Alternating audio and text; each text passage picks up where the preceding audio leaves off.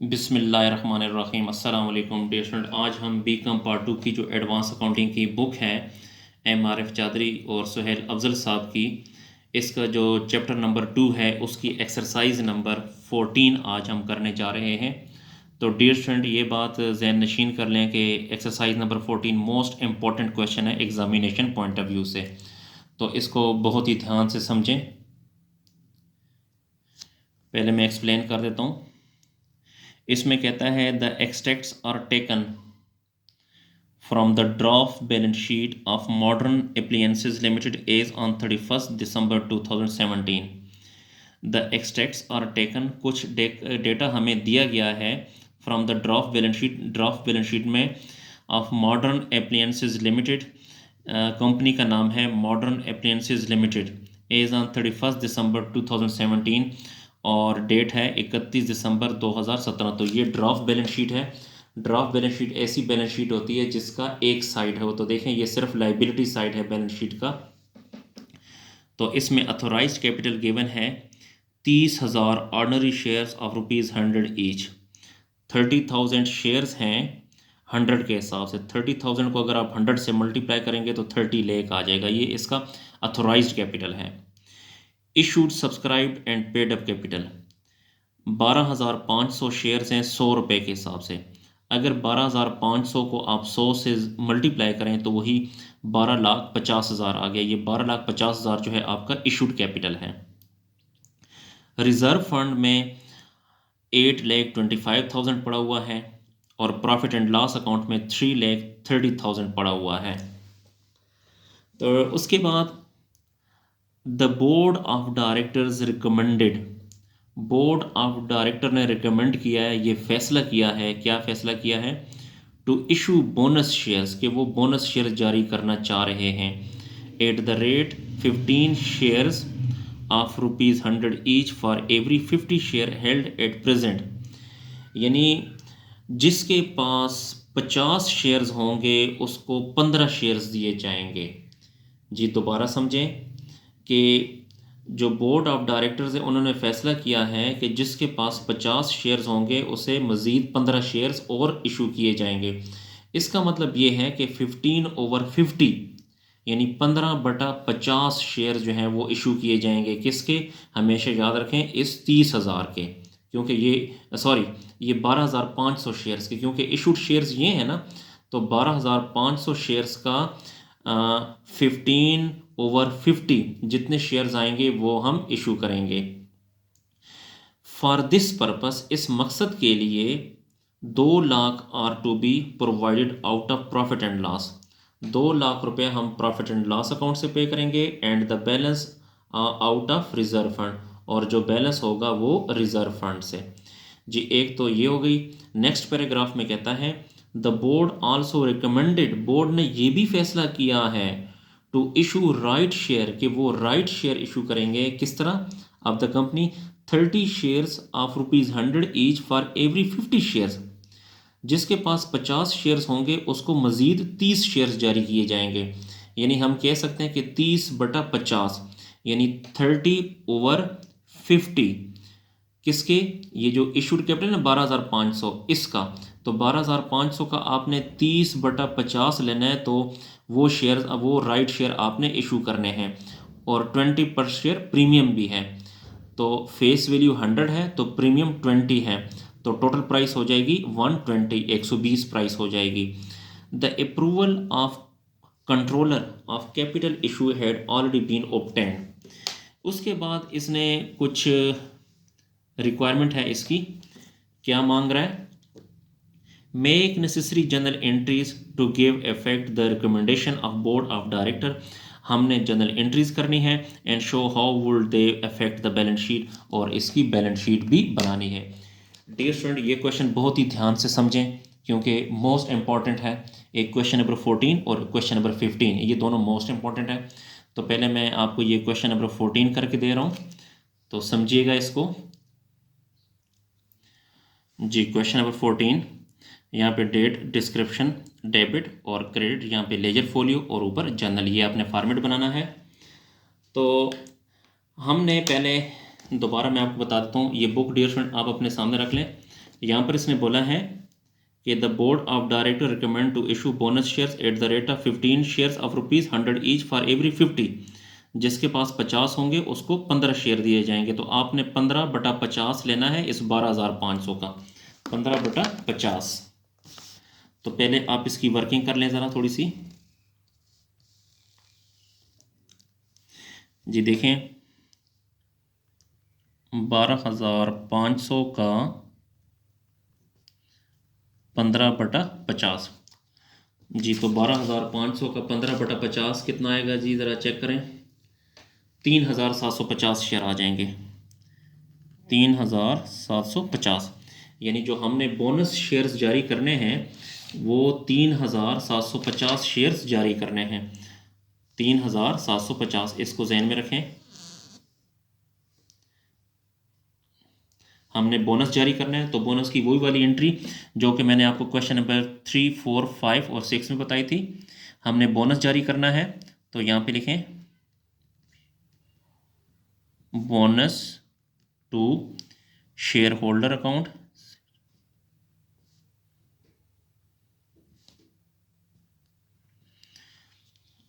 तो कितना, 3750 शेयर्स हमने जारी करने हैं।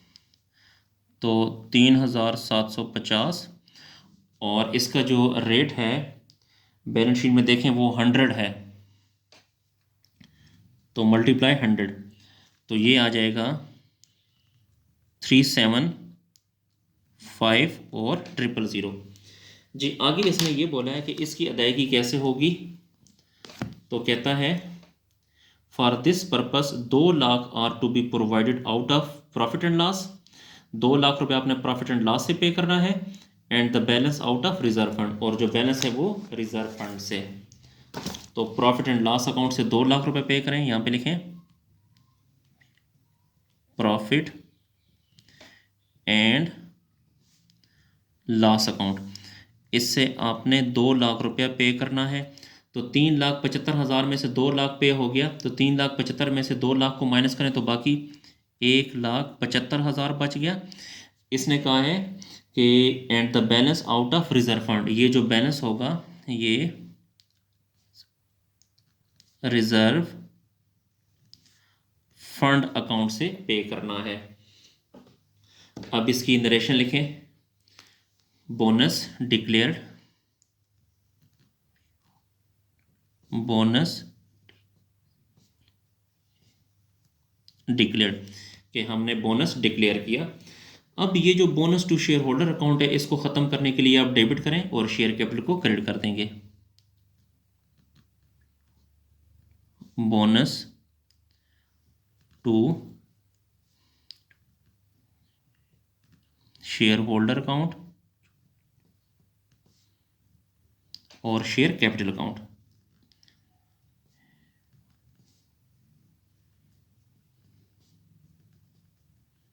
शेयर कैपिटल अकाउंट वही 3,75,000 डेबिट है तो इसी से इसको क्रेडिट कर दें।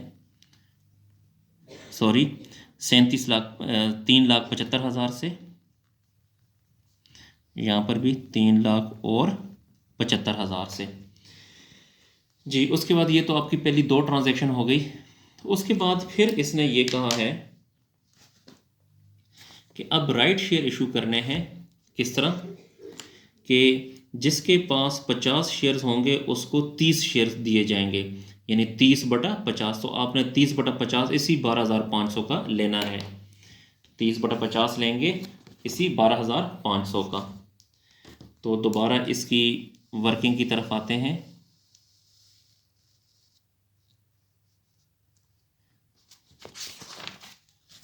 $12,500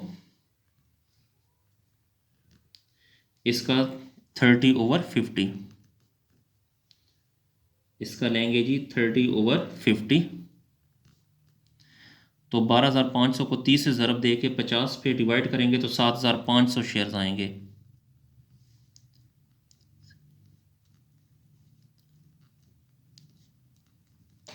तो अब हमने जो राइट शेयर इशू करने हैं वो 7,500 शेयर्स इशू करने हैं। तो दोबारा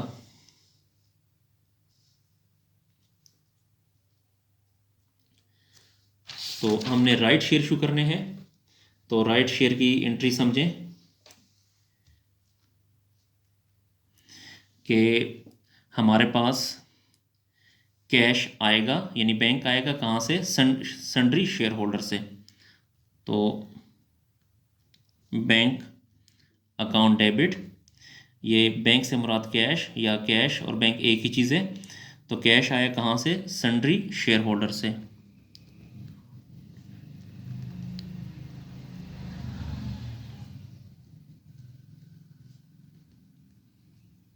सन्ड्री शेयर होल्डर से।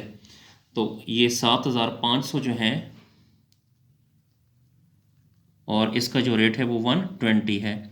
100 रुपये फेस वैल्यू है और 20% प्रीमियम है। तो 100 का 20% 20 रुपये आएगा, तो 100 + 20 120 हो जाएगा।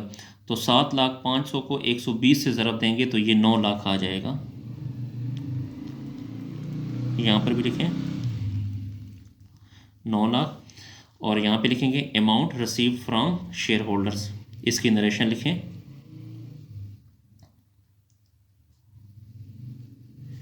Amount received from shareholders। अब हमने इनसे सन्ड्री शेयर होल्डर से अमाउंट तो आ गई, अब इनको हमने शेयर्स जारी करने हैं, राइट शेयर जारी करने हैं। तो देखें ये सन्ड्री शेयर होल्डर्स क्रेडिट है, ख़त्म करने के लिए डेबिट कर दें। सन्ड्री शेयर होल्डर्स अकाउंट, और यहाँ पे लिखें शेयर कैपिटल अकाउंट, और चूँकि ये प्रीमियम का केस है तो शेयर प्रीमियम अकाउंट भी लिखें।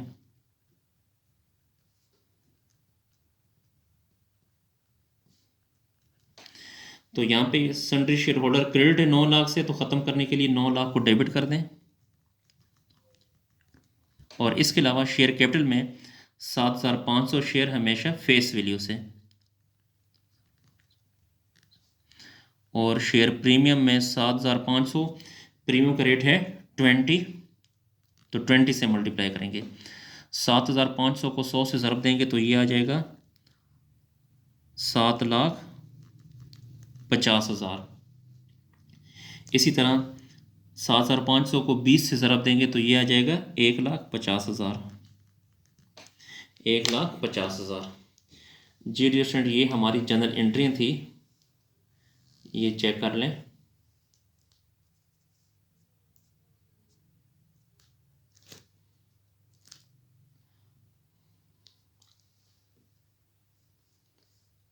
और अब इसके बाद ये तो जनरल एंट्रियाँ हो गई। अब हम इसकी बैलेंस शीट बनाने जा रहे हैं।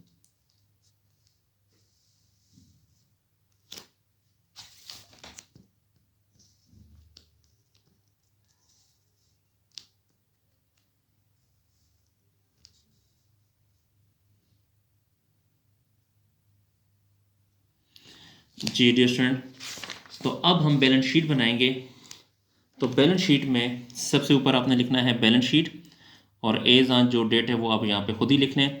ये इस साइड पे लाइबिलिटीज़ और इस साइड पे एसेट लिखेंगे। तो बुक में अगर आप देखें तो सबसे पहले लिखा हुआ है अथोराइज्ड कैपिटल 30 लाख, तो आप भी लिखें अथोराइज्ड कैपिटल 30 लाख, हेडिंग दे दें।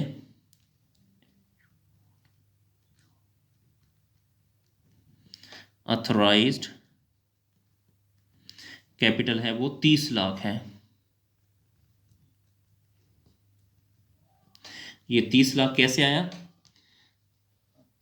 कि 30,000 ऑर्डिनरी शेयर्स हैं 100 each. 30,000 shares at the rate of 100 each. ये डिस्टेंट ये लिखा हुआ है, ये देखें 30,000 शेयर्स 100 ईच, तो वो 30 लाख आ गया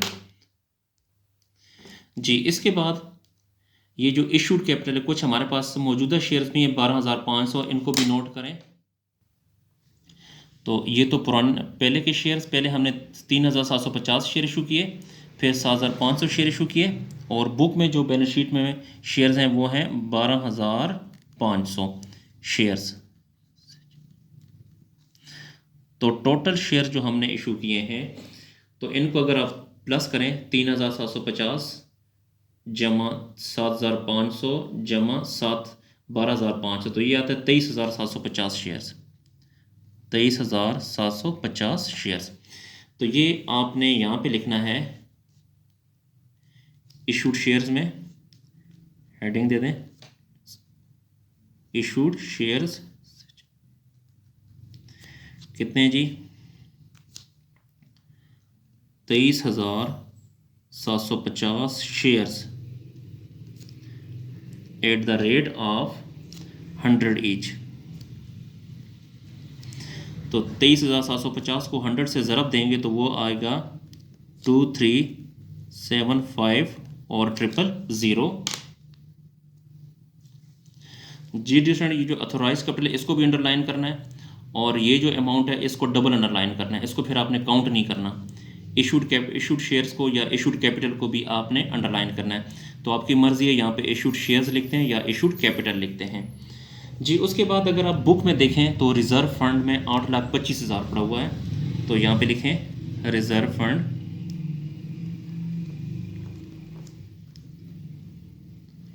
रिज़र्व फंड में पड़ा था 8,25,000, लेकिन इसमें से अगर आप देखें तो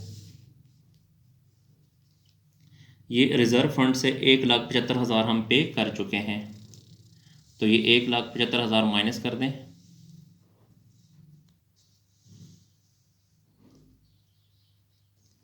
माइनस 1,75,000। तो 8,25,000 में से 1,75,000 को माइनस करें तो ये आ जाएगा 6,50,000 जी। उसके बाद प्रॉफिट एंड लॉस अकाउंट है, तो यहाँ पे लिखें profit and loss account. Profit and loss account में 3,30,000 पड़ा हुआ है, बुक में अगर आप देखें 3,30,000 है, यहाँ पे देखें ये प्रॉफिट एंड लॉस अकाउंट में 3,30,000 पड़ा हुआ है। तो इसमें से जबकि हमने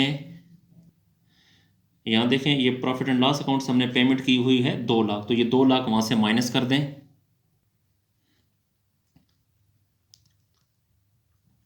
तो 3,30,000 में से 2 लाख को माइनस करें तो बाकी बच जाएगा 1,30,000 जी। इसके अलावा जो शेयर प्रीमियम है ये भी लाइबिलिटी है, शेयर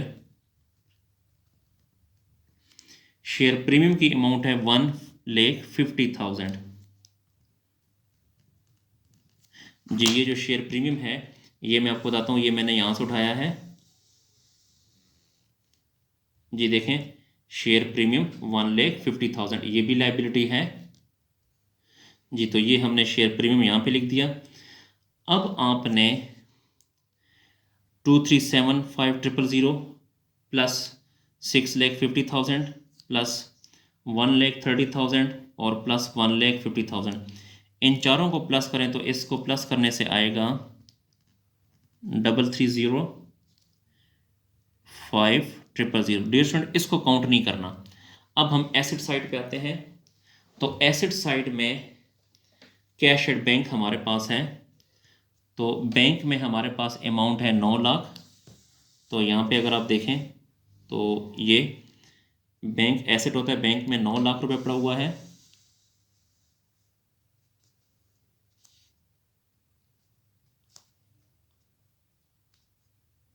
तो बैंक में लिखें 9 लाख,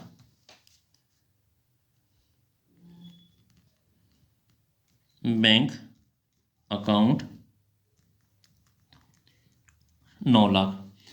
डियर स्टूडेंट, ये जो 3,305,000 है इसको इस साइड पर भी लिखें 3,305,000। आपको पता है कि जितने एसेट्स होते हैं उतनी लाइबिलिटीज़ भी होती हैं।